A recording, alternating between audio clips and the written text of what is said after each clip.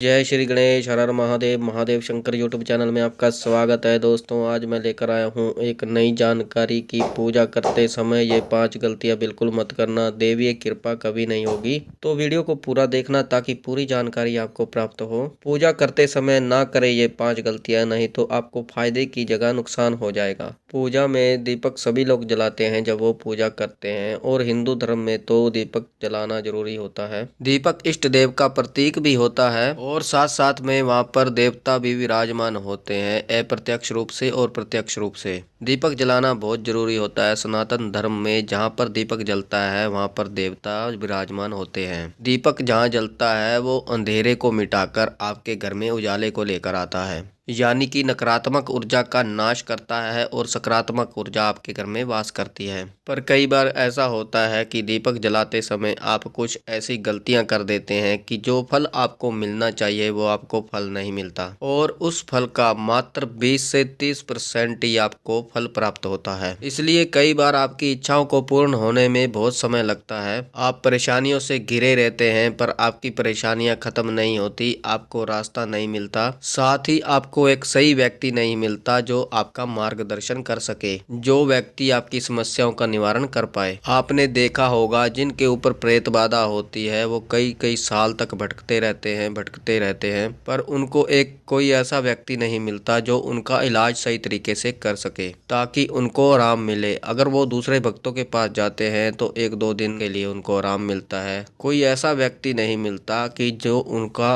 कष्ट काट सके, उनके कष्टों को दूर कर सके, उस कष्ट का निवारण कर सके। तो ये सब जो होता है, आप पूजा पाठ भी करते हैं फिर भी आपके साथ ऐसा क्यों होता है? फिर भी ऐसा होता है तो कुछ ना कुछ गलतियां जो है आपसे हो रही होती हैं। तो मैं आज को दीपक से जुड़ी हुई गलतियों के बारे में आपको बताऊंगा, जिन गलतियों को कई लोग करते हैं और उन गलतियों के कारण जो फल आपको मिलना चाहिए था वो आपको फल प्राप्त नहीं होता। और आप महादेव शंकर यूट्यूब चैनल पर पहली बार हैं तो चैनल को सब्सक्राइब करें और बेल आइकन को दबाएं ताकि हमारी जो नई जानकारी आए वो सबसे पहले आपको प्राप्त हो। देखिए, दीपक की जो पहली गलती होती है वो क्या होती है। जो लोग दीपक जलाते हैं वो लोग सुबह 4 बजे से लेकर 8 बजे के बीच में दीपक जलाएं, उसके बाद ना जलाएं। कई लोग सोकर ही 10 बजे उठते हैं, वो फिर 12 बजे या 11 बजे दीपक जलाते हैं, तो उसका कोई फायदा नहीं होता। अगर कोई फायदा होता भी है तो ज्यादा से ज्यादा 10% 15% आपको होता है, क्योंकि 4 बजे से लेकर 5 बजे तक ब्रह्म मुहूर्त का समय कहा जाता है और 8 बजे तक भोर होता है। 8 बजे तक आप दीपक जला सकते हैं और 8 बजे तक देवताओं का वास होता है, सुबह 4 बजे से 8 बजे तक। अगर आप इसके बाद जलाते हैं तो आपको पूजा का फल प्राप्त नहीं होता या बहुत ही कम मात्रा में आपको प्राप्त होता है। इसलिए दीपक कभी भी जलाएं तो ब्रह्म मुहूर्त में जलाने की कोशिश करें, क्योंकि ब्रह्म मुहूर्त वो समय होता है जिस समय एक बिंदु पर सभी देवी देवता केंद्रित होते हैं। जो देवीय शक्तियां हैं वो एक बिंदु पर केंद्रित होती हैं। आपने देखा होगा कि दोपहर के समय जो सूर्य का तेज होता है बहुत तेज होता है, बहुत तीव्र होता है। दोपहर को बहुत गर्मी पड़ती है तो सूर्य का तेज बहुत तेज होता है,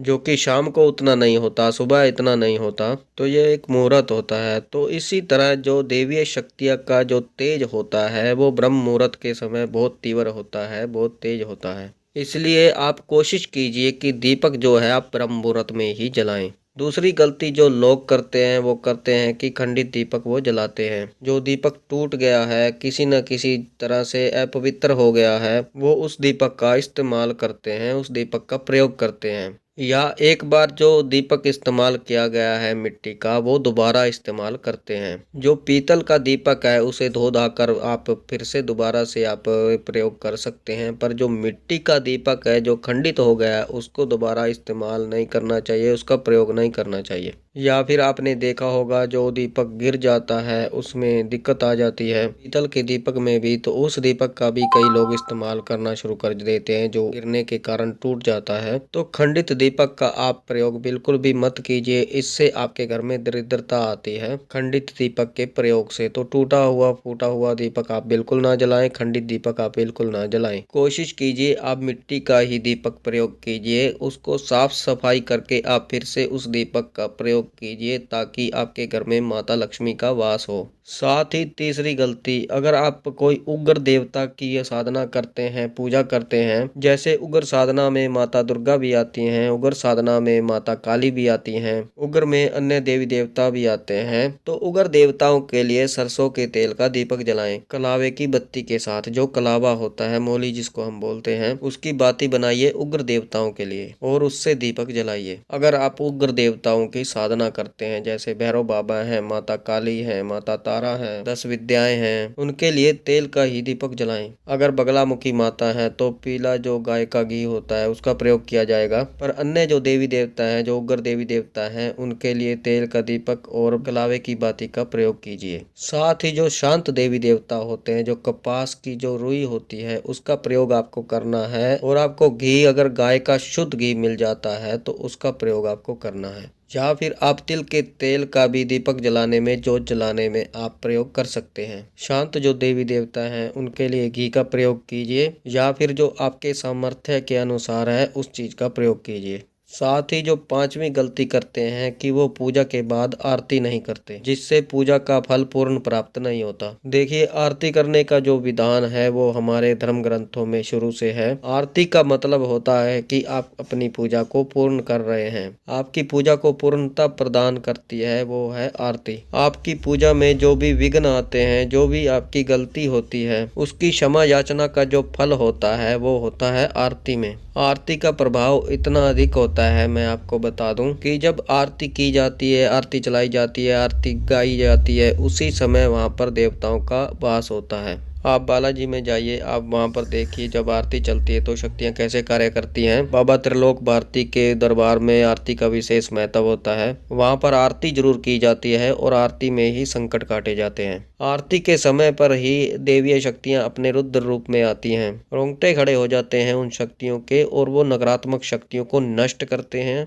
और जब आप आरती करते हैं तो आपके देवता के रोंगटे खड़े हो जाते हैं कि मेरे होते हुए मेरे सेवक पर, मेरे बच्चे पर कैसे कोई संकट आ गया। मेरे होते हुए मेरे सेवक की इच्छाएं पूर्ण क्यों नहीं हो रही हैं। मेरे होते हुए उसके घर में नकारात्मक शक्ति या उसके शरीर में नकारात्मक शक्ति कैसे आ गई। तो आरती जो है वो एक बल प्रदान करती है। आरती जो है, जो आपके देवी देवता होते हैं जिनकी आप उपासना करते हैं, आरती उन देवी देवताओं को जागृत करने का कार्य करती है। इसलिए आरती का महत्व बहुत ज्यादा होता है। आपको आरती जरूर करनी चाहिए। अगर आप कपूर से आरती करते हैं तो इससे अच्छी बात कोई हो ही नहीं सकती, क्योंकि जो कपूर होता है वो आपके घर को सुगंधित करता है। सकारात्मक ऊर्जाएं आपके घर में वास करती हैं। कपूर से की गई आरती से जो है आपका घर जो है पावन बनता है, पवित्र बनता है, आपके घर में देवी देवताओं का वास होता है। इसलिए आरती करना महत्वपूर्ण होता है। आरती के समय अगर कंडे पर घी डालकर उसके ऊपर थोड़ा सा गुड़ डालकर आप आरती करें तो इससे अच्छा कुछ हो ही नहीं सकता, इससे उत्तम कुछ हो ही नहीं सकता, क्योंकि जो इससे है आपका घर पूरा सुगंधित हो जाता है और देवता आपके घर में वास करते हैं और आपके घर में आकर्षित होना शुरू हो जाते हैं।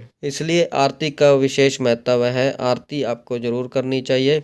और आरती जब भी आप करें, बोल बोल कर करें, और आरती आपको पूर्ण भक्ति भाव से करनी है। इस भाव से करें कि मैं इष्ट देव के चरणों में पूर्ण तरह से समर्पित हूँ और उनकी सेवा में आया हूँ। तो ये 5 गलतियां बिल्कुल भी ना करें जो मैंने आपको बताई हैं, ताकि आपको पूर्ण फल प्राप्त हो सके। तो ये थी जानकारी। आप इस तरह से 5 गलतियां बिल्कुल भी ना करें जो मैंने आपको बताई हैं। आप इन बातों का विशेष ध्यान रखें। तो मुझे विश्वास है कि ये जानकारी आपको पसंद आई होगी। और अगर आप हमारे चैनल पर नए हैं तो चैनल को सब्सक्राइब करें और बेल आइकन को दबाएं, ताकि हमारी जो नई जानकारी आए वो सबसे पहले आपको प्राप्त हो। पूजा पाठ से जुड़ी हुई, अध्यात्म से जुड़ी हुई जो जानकारी है वो सबसे पहले आपको प्राप्त हो। ज़्यादा से ज़्यादा इस वीडियो को शेयर करें ताकि और लोगों तक ये जानकारी पहुँचे और वो ये 5 गलतियाँ बिल्कुल ना करें। लाइक करें, कमेंट करें। कमेंट में हर हर महादेव अवश्य लिखें। मैं महादेव और माता पार्वती से ये प्रार्थना करता हूँ कि आप पर सदैव कृपा बनाए रखें, आप खुश रहें, आपका परिवार खुश रहे, आपकी समस्त मनोकामनाएं पूर्ण हो। बाबा भोलेनाथ आप पर कृपा सदा बनाए रखें, आपके समस्त कार्य सिद्ध हों। तो हम मिलते हैं एक नई जानकारी के साथ।